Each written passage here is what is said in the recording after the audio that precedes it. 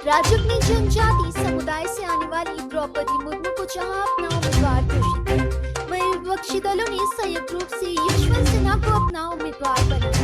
मुर्मू झारखंड की पूर्व राज्यपाल रह चुकी है, वहीं यशवंत सिन्हा झारखंड की मूल निवासी। इस तरह से देखा जाए तो इस बार झारखंड देश को अगला राष्ट्रपति देने जा रहा है। द्रौपदी मुर्मू के नाम की घोषणा भाजपा अध्यक्ष जेपी नड्डा ने एक प्रेस कॉन्फ्रेंस में की। इससे पहले उम्मीदवार तय करने के लिए भाजपा संसदीय दल की बैठक हुई, जिसमें कई नामों पर गहन विचार विमर्श हुआ। नड्डा ने बताया कि हमने विपक्ष के साथ आम सहमति बनाने की कोशिश की, लेकिन बात न बनने पर मंगलवार की बैठक में हमने अपना उम्मीदवार उतारने का फैसला किया। बैठक के दौरान करीब 20 नामों पर चर्चा हुई, जिसमें तय हुआ कि इस बार को भी भारत से और किसी आदिवासी महिला को मौका दिया जाए। यदि द्रौपदी मुर्मू का चयन राष्ट्रपति पद के लिए होता है तो सर्वोच्च संवैधानिक पद पर पहुंचने वाली पहली आदिवासी महिला होंगी। मित्रों, आज भारतीय जनता पार्टी की संसदीय बोर्ड की बैठक आदरणीय प्रधानमंत्री श्री नरेंद्र मोदी जी की उपस्थिति में और सभी संसदीय बोर्ड के सदस्यों के बीच में हमारी आज बैठक हुई।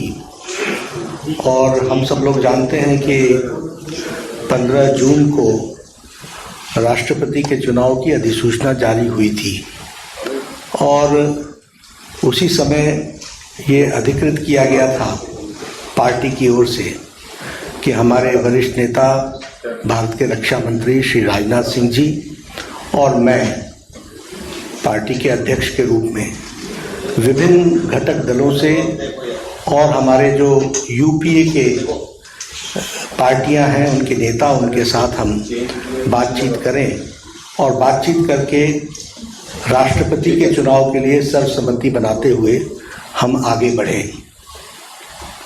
हमारे आदरणीय राजनाथ जी ने यूपीए के घटक दलों के नेताओं के साथ बातचीत की, कुछ के साथ उन्होंने बातचीत की, कुछ के साथ हमने बातचीत की। बातचीत का दौर चलता रहा, लेकिन कोई सर्वसम्मति पर आने की बात हो नहीं पाई और नामों की चर्चा के बारे में भी कोई सर्वसम्मति नहीं हो पाई।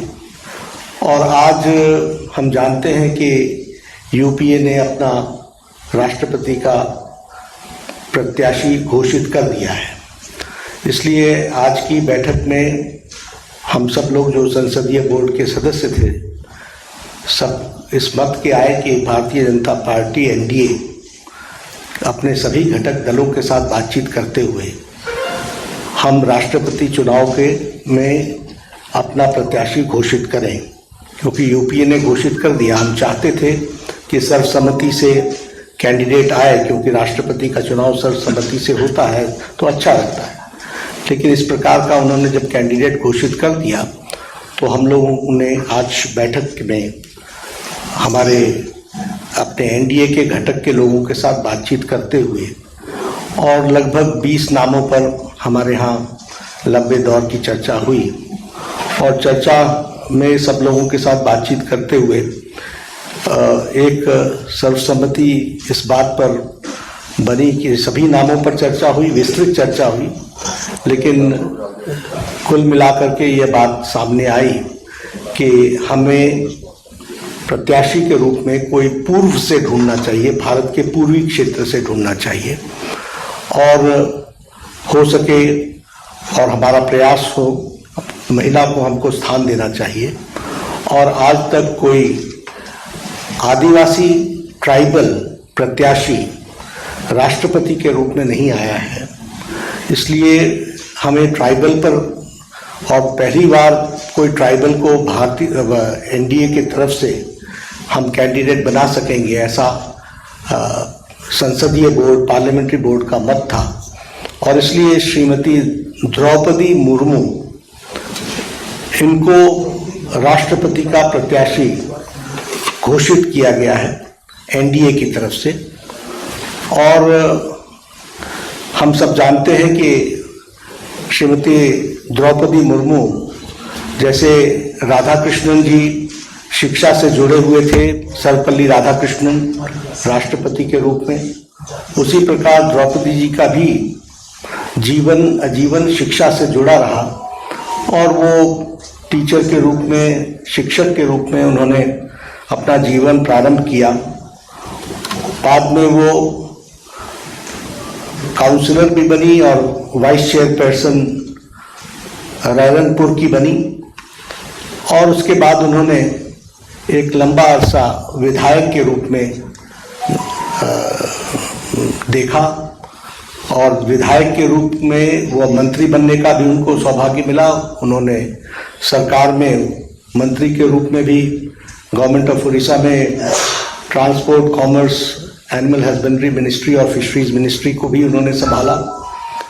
और सबसे अच्छी बात यह भी रही कि उन्होंने Neelkanth award for best MLA 2007 का वह भी उन्होंने अर्जित किया, उनको मिला।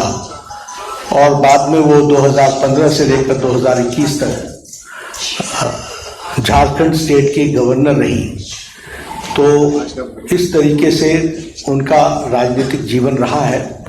एक बहुत ही संवेदनशील महिला नेत्री जिन्होंने शिक्षा से अपने आप को जोड़ करके जीवन में आगे बढ़े और जो जो जिम्मेवारियां उनको दी गई उन्होंने बहुत उत्तम तरीके से उसको निभाया है।